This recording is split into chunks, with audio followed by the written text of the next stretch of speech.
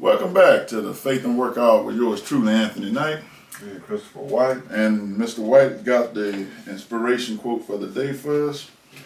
Yes, sir. It says, what you think of yourself is a lot more important than what other people think of you.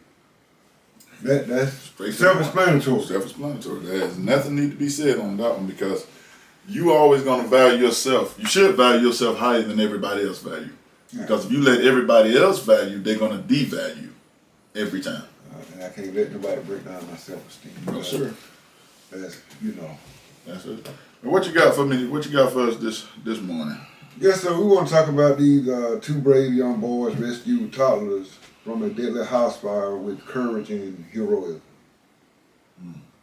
It says these two superheroes did not wear capes, and they just reached the right time with enough courage and determination to two young boys managed to save toddlers in their neighbor's house as it went on fire in Oakland, Florida. The two boys, Isaiah Francis, 10-year-old, and a 11-year-old Jeremiah Grimes, were going on their regular day when they saw smoke in the house next to theirs. They quickly realized the house was on fire and rushed to save anyone inside it, despite the fire and the panic. Their courageous efforts rescued a 1-year-old and an 8-month-old from the house. It is not a story of fearlessness, as the two boys were scared, but they overcame it to save someone who needed it. It is a story of courage. It says, I was really scared because I thought I was going to get burnt, Isaiah said to a local news outlet in Orlando. I was nervous because there was so much smoke. It was hard for me to see. They could not see much in the house due to heavy smoke, and yet they put themselves at risk to save the two toddlers. Their quick action saved lives, which might have not had happened if the toddlers were not taken out of the house soon. Isaiah even wants to grow up and become a firefighter, and now he will have more experience than most 11-year-olds. The reason for the fire has not been clarified yet, but most likely, as reporters, it was from gas. I like what he said. Every hero does not wear a cape. Yes, sir. And this was a young black child and a young white kid. Yes, sir. So that furthermore lets me know that racism ain't something that you're born with. You're not born. It's something that you're taught with. You're taught. Because we all I played with black and white kids growing up. It didn't make a difference. And these two kids right here did above and beyond what the average 11-year-olds would have done. And it says that they was really doing their normal routine. They was hanging. So they hang together. And we don't give parents enough credit. That's the testimony of their parents. Yeah. Because their parents installed that in there. Yeah. That color is not a factor. And that's what and it's sad that kids have more sense than some adults. I got a friend. Mm-hmm. Me and him good friends, we're still friends. And he grew up in a home like that, where it was taught and everything. And one day me and him was working. Now, because I know he didn't necessarily like my skin. Yeah. I used to aggravate him every day. I used to get on his nerves. I just used to make him sit there and look at me like, but I knew how you felt, so yeah, I got on your nerves. But as he grew on, he was young, and he grew on up and everything. And one day he came to me and said, "Chris, I need to have a conversation." And he said, well, my son, he said he started to play baseball, t-ball, and he said, one day I'm afraid. Now I don't know if him and his son had a conversation about this, or it's just something that inspired you because you need to make a change in your own life. Mm-hmm. Sometimes we have that still small voice that speaks to us. Yeah. And sometimes it's good to listen. Mm-hmm. So he said, my son playing baseball, he said that one day I'm afraid that he's going to want a little child to spend the night with him. And he said, I'm afraid it's gonna be a little black kid. Mm-hmm. And he said, because of how I was raised and installed in me, I don't know how I'm gonna respond. Mm. He said, you know, for me, he said it wasn't nothing for me to sit down at the table with my mom and dad and family and, you know, hear the N-word. Mm. He said that wasn't nothing for me to hear, you know. And I said, yeah, I said that is, you know, as a child, you know, that is true. We can't dictate what our parents say or will allow us or won't allow us to do. As children, we can't really do nothing about it. No. You know, so I don't know why parents say their children are out of hand. But anyway,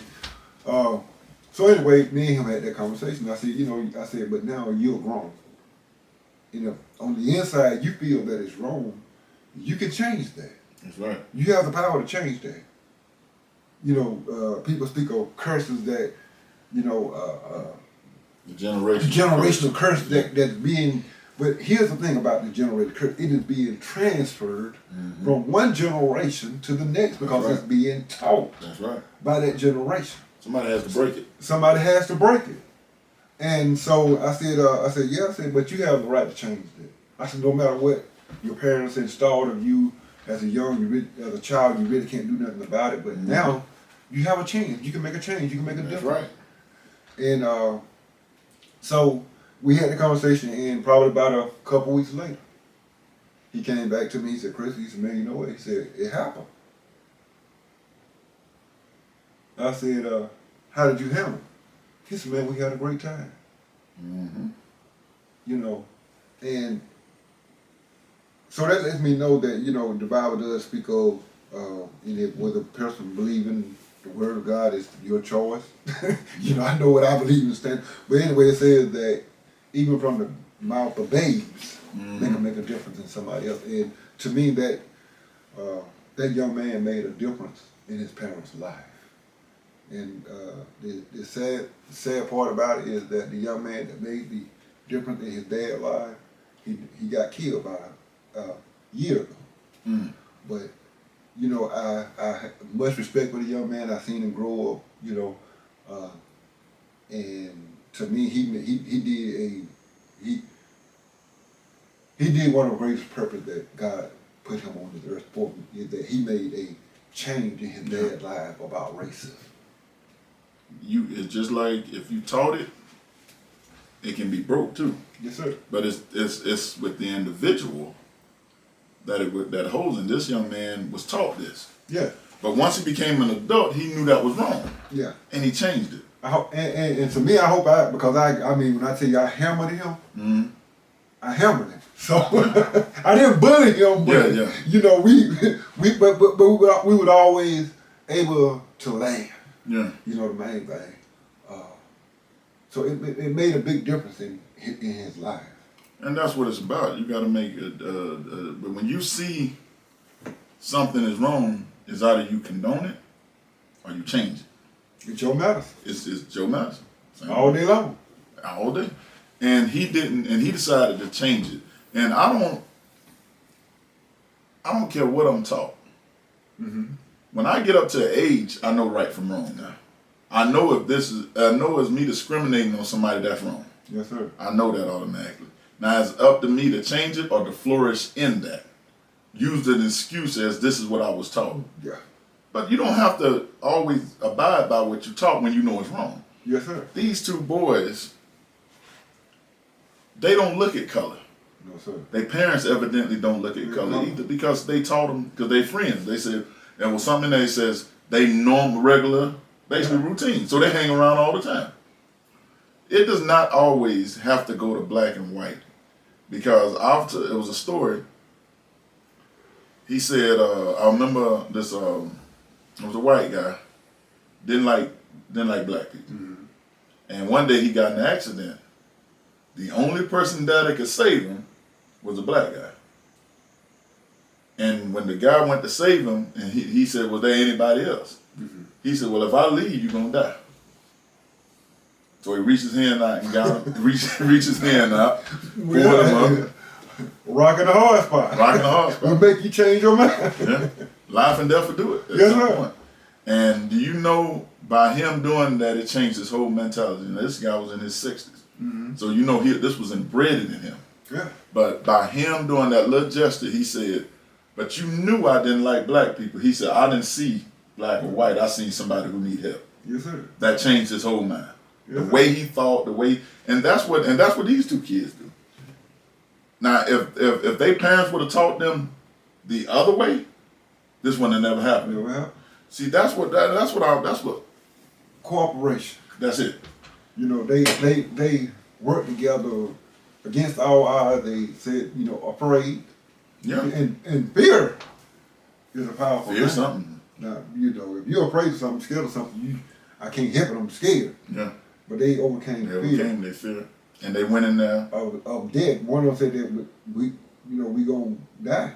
but they didn't stop. They overcame. Courage, relentlessness, bravery. Yes, sir. A lot of adults can learn from these two. Yes, sir.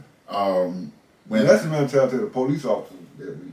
Exactly. That's what You know, even though it's a child, but they might need that mentality alone. a lot of police officers. And then we don't see color. Hey, we don't see doing color, our we job see to help. perfection. And once, I'm not a Debbie Downer. Mm-hmm. I don't think we'll get to that point where everybody's going to see you as a person instead of the color. Because you're going to have that 2 to 3% that's always going to see color. No matter what you do, no matter what you say, they're always going to see color. Good luck. But yeah, that's what I'm saying. It's you fighting a losing battle. And the thing is, it's sad when kids show more maturity than adults. Yes, sir. And you know, when I make that comment, good luck, it didn't mean that I don't, you know, it can't happen, but It won't happen. good luck that it can happen. Good luck, you know. Hey, Yeah, it ain't gonna happen. You know, like on the movie, when they kidnapped the man's daughter, and he told him that, and he told him good luck, and he went over there and found him. Yeah. Yeah, it ain't gonna I told happen. him good luck. I'm gonna say it. But ain't he gonna found it. It happened. He found it. Well, you're not gonna get everybody on one accord. Because it's always gonna be, if you got 1,000 people, it's gonna be 3 in that that's gonna look at least 3 that's gonna look at race. It's just like Muhammad Ali said, and I love Muhammad Ali when he said this. When him and a guy was arguing about racism. And Muhammad Ali said, the man said, well, I'm not racist. He said, but what about all the rest of them? He said, for instance, there's 1,000 snakes. And he said, 10 of them are friendly and won't bite me. He said, you want me to open the door to all of them and hope that I come across the 10 that won't bite me? And the other 900 that will, or 990 that will? That's just like racing. I don't care what we try to do. I don't care how many white people get in unity. I don't care how many black people. You're going to have 1 or 2 that are only going to look at your skin color. That's the only thing. They cannot see past skin. My skin beautiful. I got a tattoo. I'm just saying. But you know, I just think we all can learn from those 2 kids that they didn't. And you know what I like about that article? They didn't say whether the neighbor was black or white. They didn't care. It did not matter. But it was a 1-year-old Yep. and an 8-month-old. That's it.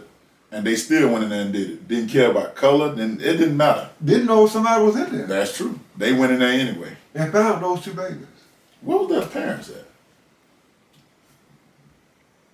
To be continued. Okay. We hope we get another argument. And, We hope we get because that way we can talk about the parents and get a little bit. Well, you might get in trouble on them. Yeah, I'm gonna get in trouble in a lot of things. Okay. When you weren't here last week, I think we talked about the 10-year-old that got arrested for urinating behind the parents' car. Yes, sir. And I want to get your take. My take was this: the police chief handled that right. Yeah. And everybody wants to say thank police. Can you ask me what choice did he have? And the sad fact of it is that, and we know as adults that you don't urinate out in public. But what parent gonna sit there and let their child pee on themselves?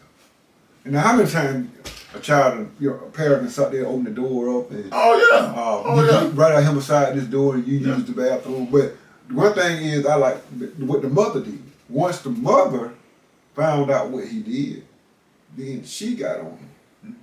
She said, I don't something. condone it.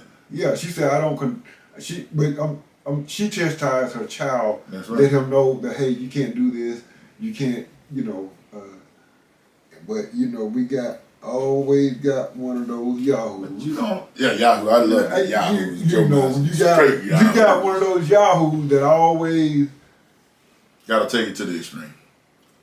And why are they always in these particular... Stupid. Well, you're not stupid. My question is, it's always one that somewhere you got no business being that sees this. You could have got this little child and say, hey, look, that's not acceptable. Don't do that anymore. And leave it. But you had to put them in the car, book them. And now that you're wondering why you have a race, or a generation, excuse the race part, but I'm going to say generation, that will fight against the police because they, at a young age. They don't trust them. At a young age, fear is already being taught to you. Exactly. I'm a 10-year-old child, you want to take me to jail. It's a fear tactic. And locked up. It's a fear tactic. Fear what? You want them to fear you. Yeah, but the chief didn't like that. But you know the sad part about it? My dad always told me that a scared person will hurt you. And a very dangerous person. Scared person is He's dangerous. because Dangerous. and you know what? A cat will run from you. Until you pin him in a corner. But you mess around and you get that cat up in the corner. That's something going to fight his way out now. And I guarantee You're going to have more marks on you than you're going to have on him. they're going to run and catch you. Well, you're like a raccoon. You've been a raccoon in the corner. Left and right. I stayed in the Enterprise. I had a brother-in-law, and he was a big fella. Probably weighed about 320 pounds. Big old fella. And we was having a barbecue, and he came over there, and the girl downstairs had some cats. And he walked up there, he saw that cat. He said, I don't care what y'all got going on up there. That cat up there ain't coming. but if you're terrorizing children now, you put them in, and you're gonna pin them up in a corner. Yeah. And you pin me up in, I'm going to adjust to the environment that you put me in. That's it. And that's what I think it was, a fear tactic. I think you wanted to install this fear into them that the police, you should not try to install fear into them. You should install comfort into them, where they trust you. And then you wanted to know why the black community do not trust police. This is one of the reasons why. So let me get this straight. There was nothing else going on where you was at. Nothing. This the best you can do. That joke over there robbing the bank, he ain't doing nothing. He ain't urinating in public. But I like what the police chief did. I like it. Fired him. Yes, sir. He said, you could have handled that better. There's no reason to do that.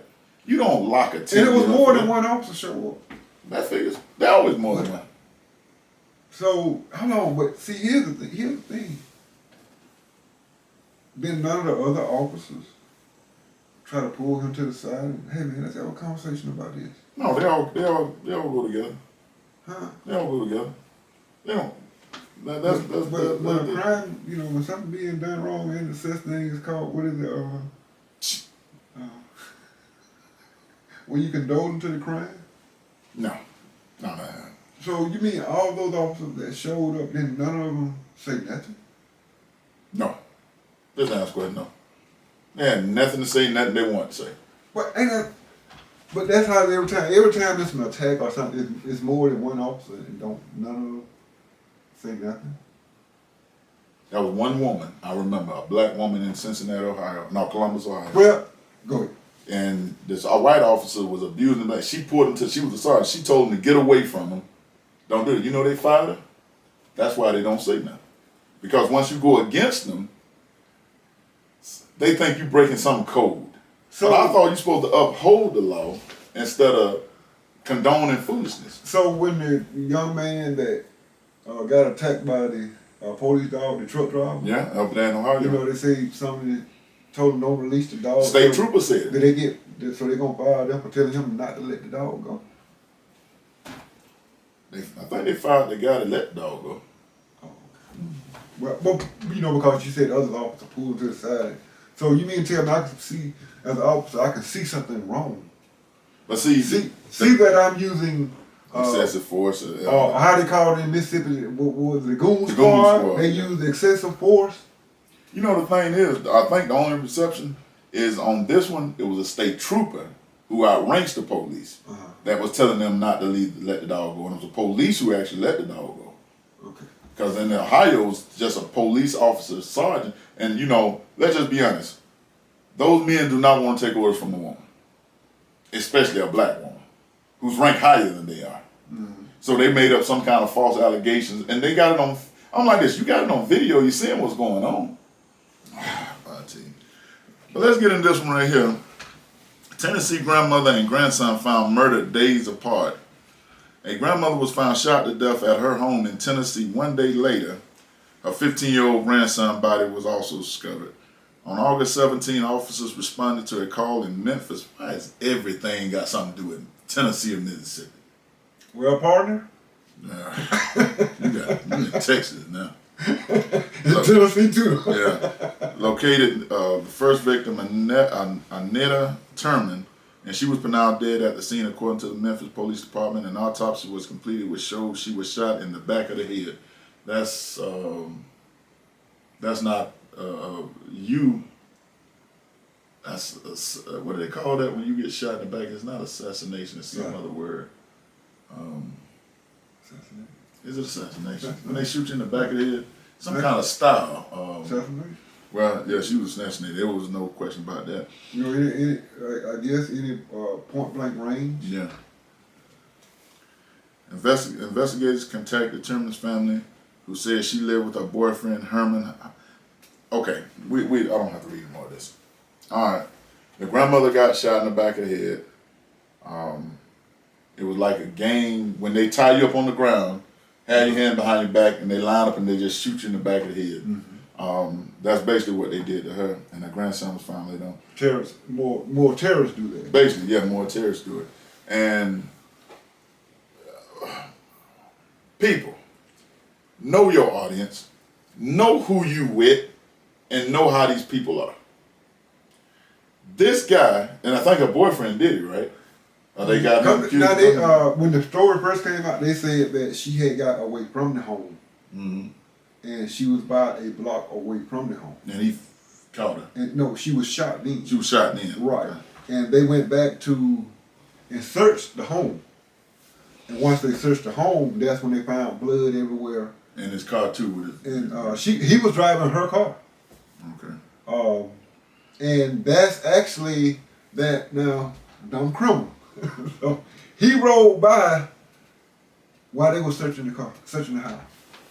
And he kept going. Yeah. And that's when they called him. They spotted the car. Here's the thing. Please. This man he just became a nut. He's been a nut for a minute. And I understand you were trying to get away from him. This is when you try to call the police first. But you didn't wait too late. Well, that's what I'm saying. You waited too late. So now he killed you and your grandson both. And can I say something that everybody wants to say, nobody wants to say? This is why most of the racist white people say this. He said, why would we stop killing when y'all ain't quit killing yourself yet? You got to stop that first before you go any farther with this. If a person showing you, what do they say? When a person show you who they are, believe them. This is who they are. You do what now? Believe them. Oh. Because that's just who they are. This man ain't just not got up this morning and said, I just feel like killing y'all. But her grandson was already missing. So you think he killed the grandson? She had first? custody of the grandson. Memphis catching it this one. Memphis can't get out of break. First you got the Goon Squad, what were they at in somewhere in No, they was in Tennessee, no, they was in Mississippi. Mississippi. Yeah. Well, it's right beside Mississippi and Tennessee. But then remember Memphis had them 6 black cops, the black cops that beat the black guy because he was dating his ex. Mississippi and Tennessee can't get out there. You reckon something in the water? There's got to be something somewhere. Because they're a bunch of fools over there. I don't never want to go over there. So you go through Memphis. I ain't staying going through Memphis. They been out there by the road. But it's a tragedy that Hollis Brown was initially charged with first-degree murder and abuse of a corpse. What do you mean Abuse. Yeah. Exactly. Ain't no sense looking at y'all. No, I'm just wondering what Yeah, did you exactly do? what you said. Abuse. You sick. They just ain't putting all the abuse that was done, but abuse. He's still sick. This is my thing. When you mutilate somebody and you shoot them, assassination style. That's assassination. That's what it is. Assassination. I watch the movie all the time. Yeah, evidently. When you do that, your intentions were to kill them. You killed It wasn't. It wasn't. You point blank range. So my thing is this: the punishment should fit the crime. Why should you be taken care of when you did something that's so hateful? And now here's the. So his family came to see him. And said he looked at them and told him, said, "Don't worry about me. I'm gonna be gone for a long time." Longer than you think. But he told his family that. You know, you're trying to play the crazy card. Oh, they love to play that. They insane, mentally disturbed. They love to pull that card out. Yes, sir. I got a card to pull out too. You ain't gonna like the card. What card you gonna pull? The extension cord. Can't do that no more. No, I want to plug it in. I'm plugging the extension cord in. Put them in water, drop the radio over in there. Do a little bit of, I can do bad by myself. Why should you, you kill 2 innocent people for no reason? Because they have not showed a justifiable reason. And there's no justification of doing that regardless. Right. And you killed 2 lives for what? And you want to play, well, he's insane. I am too. You don't like mine? No, you don't like mine. I was at work one time. And I worked at Smart and drove out this right. Mm-hmm. And so I had stopped and dropped this lady's parts on. She like, you didn't bring my parts. You gonna make me go crazy on you. I looked at her. I said, oh, okay. I said, well, guess what? If you can tell me that you can go crazy, I can go crazy too. You know, I told him that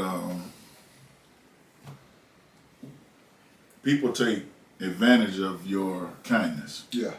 And a lot of people do it. They take your kindness for a weakness.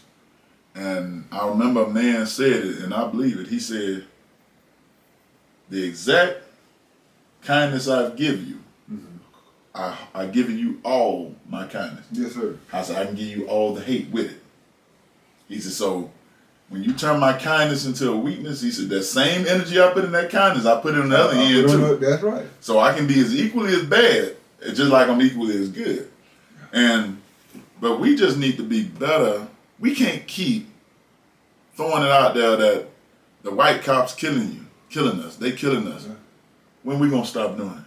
Yeah. We gotta stop it first. Yeah, and also, like my daughter.